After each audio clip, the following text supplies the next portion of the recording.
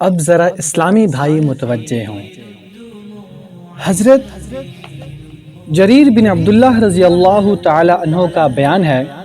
کہ میں نے رسول اللہ صلی اللہ علیہ وسلم سے دریافت کیا کہ اچانک اگر نامحرم یعنی ہر وہ لڑکی جس سے نکاح جائز ہے پر نظر پڑ جائے تو اس بارے میں کیا ارشاد ہے؟ ایک صحابی کا بیان ہے کہ میں نے رسول اللہ صلی اللہ علیہ وسلم سے دریافت کیا کہ اچانک اگر نامحرم پر نظر پڑ جائے تو اس بارے میں کیا ارشاد ہے؟ مسلمان بھائی متوجہ ہوں کہ ایک صحابی اللہ کے رسول سے پوچھ رہے ہیں کہ اگر اچانک کسی نامحرم عورت پر، نامحرم لڑکی پر، نامحرم خاتون پر نظر پڑ جائے تو اس کے بارے میں کیا حکم ہے؟ تو اس کے جواب میں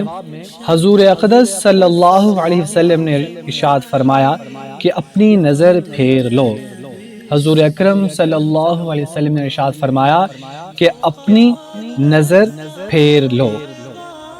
کسی نامحرم پر اپنے اختیار سے نظر ڈالنا سخت منع اور حرام ہے۔ کسی نامحرم پر اپنے اختیار سے یعنی ارادتاً اپنی مرضی سے نظر ڈالنا سخت حرام اور منع ہے، اور اگر بلا ارادہ اور بلا اختیار غلطی سے اچانک کسی نامحرم پر نظر پڑ جائے تو فوراً نظر ہٹا لے۔ ایک اور حدیث شریف میں آیا ہے کہ آپ صلی اللہ علیہ وسلم نے حضرت علی رضی اللہ تعالیٰ عنہ کو خطاب کرتے ہوئے فرمایا، آپ صلی اللہ علیہ وسلم نے حضرت علی رضی اللہ تعالیٰ عنہ کو خطاب کرتے ہوئے فرمایا، ترجمہ: پہلی نظر جو بلا اختیار پڑ گئی اس کے پیچھے دوسری نظر مت ڈالے رکھ، کیونکہ پہلی نظر پر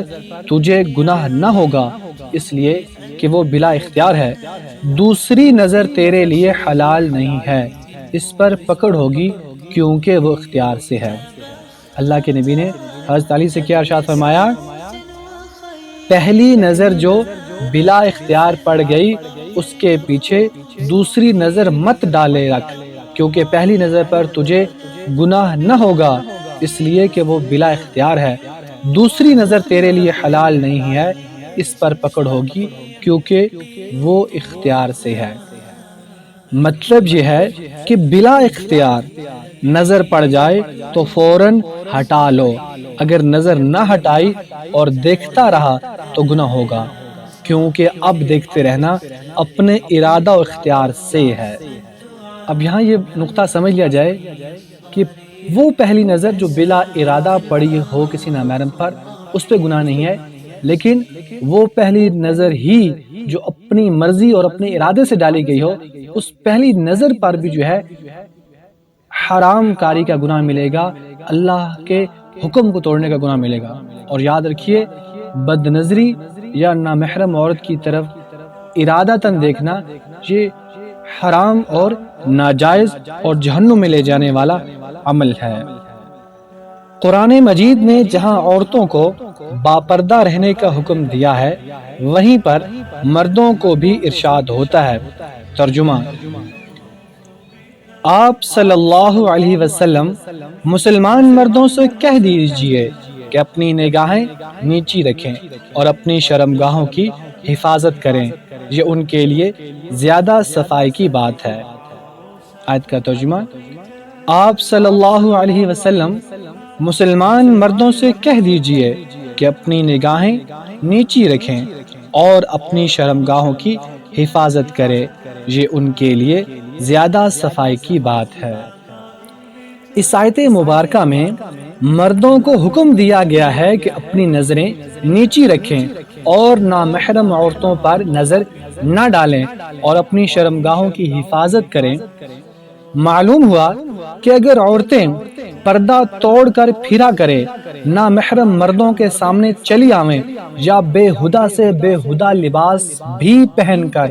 مردوں کے پاس سے گزریں تو مردوں کو تب بھی ہرگز اجازت نہیں ہے کہ ان کو دیکھا کریں۔ عورت اپنی جگہ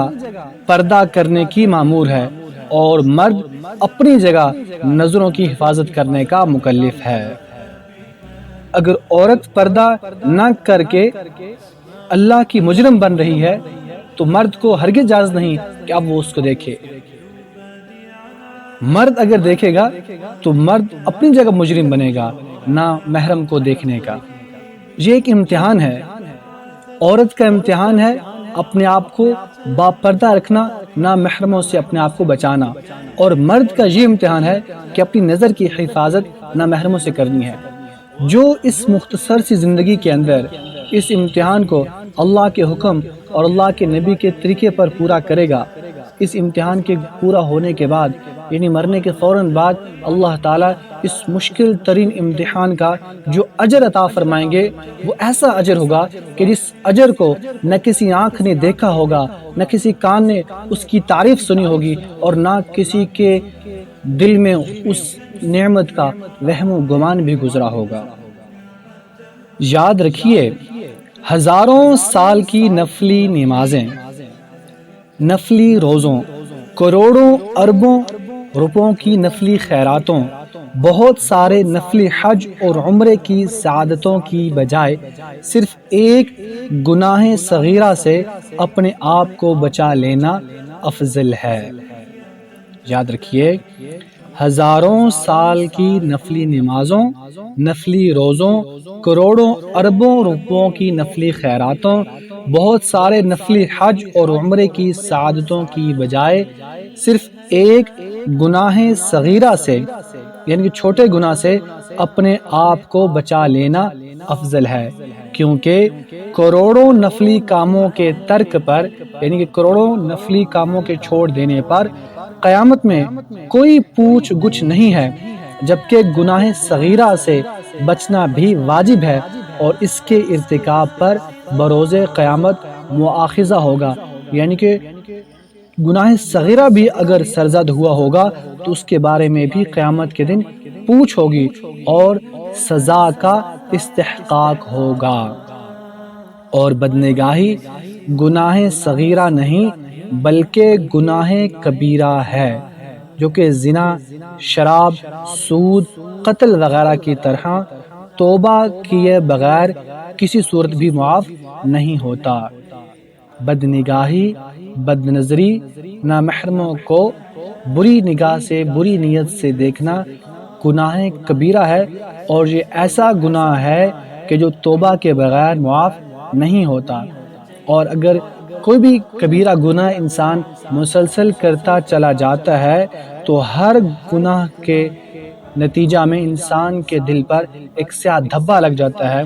اگر تو انسان اپنے اس گناہ پر نادم و شرمندہ ہو کر اللہ سے توبہ کر لیتا ہے تو اس دل پر لگے سیاہ دھبا کو اللہ تعالیٰ معاف فرما دیتے ہیں، صاف فرما دیتے ہیں۔ لیکن اگر انسان معافی نہیں مانگتا اور گناہوں میں پڑا رہتا ہے تو آہستہ آہستہ آہستہ انسان کے دل پر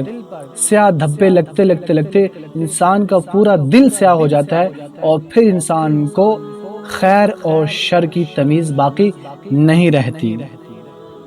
پھر ایسا دل گویا پتھر دل ہو جاتا ہے، اور پھر ایسے انسانوں کے بارے میں اللہ تعالیٰ نے قرآن مجید کے اندر ارشاد فرمایا ہے کہ ایسے انسان تو جانور ہیں بلکہ جانوروں سے بھی بدتر ہیں۔ حضرت معاویہ بن حیدہ رضی اللہ تعالیٰ عنہ سے روایت ہے کہ رسول اللہ صلی اللہ علیہ وسلم نے ارشاد فرمایا کہ 3 شخص ایسے ہیں جن کو دوزخ نہ دیکھنی پڑے گی، یعنی وہ لوگ دوزخ میں نہ جائیں گے۔ نمبر 1،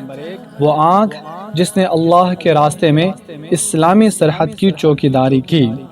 نمبر 1، وہ آنکھ جس نے اللہ کے راستے میں اسلامی سرحد کی چوکیداری کی۔ نمبر 2، وہ آنکھ جو اللہ کے خوف سے روئی ہو، وہ آنکھ جو اللہ کے خوف سے روئی ہو۔ نمبر 3، وہ آنکھ جو اللہ کی حرام کی ہوئی چیزوں کے دیکھنے سے رکی رہی ہو، وہ آنکھ جو اللہ کی حرام کی ہوئی چیزوں کے دیکھنے سے رکی رہی ہو۔ تو یہ 3 قسم کی آنکھ جہنم کو نہ دیکھے گی، یعنی وہ شخص جہنم میں نہ جائے گا۔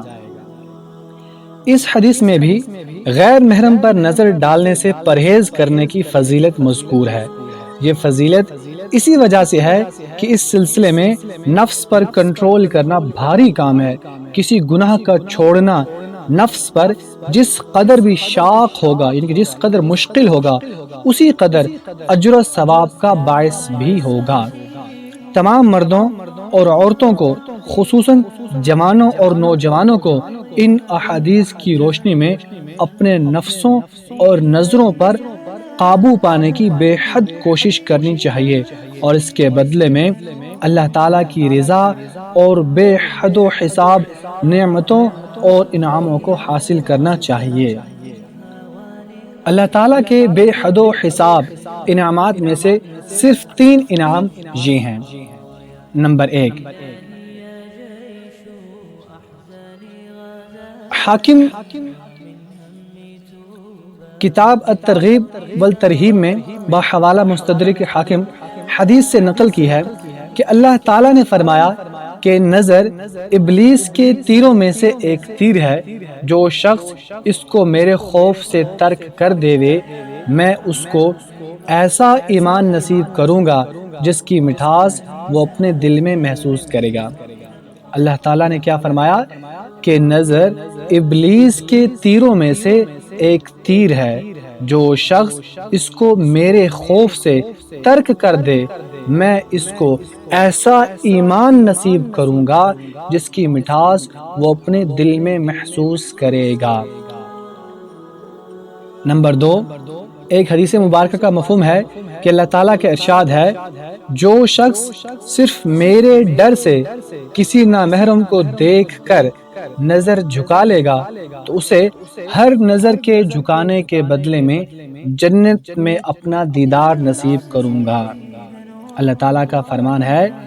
جو شخص صرف میرے ڈر سے کسی نامحرم کو دیکھ کر نظر جھکا لے گا تو اسے ہر نظر کے جھکانے کے بدلہ میں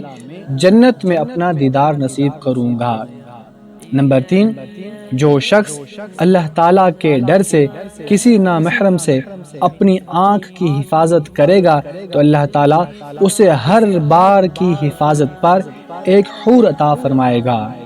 نمبر 3، جو شخص اللہ کے ڈر سے کسی نامحرم سے اپنی آنکھ کی حفاظت کرے گا تو اللہ تعالیٰ اسے ہر بار کی حفاظت پر ایک حور عطا فرمائے گا۔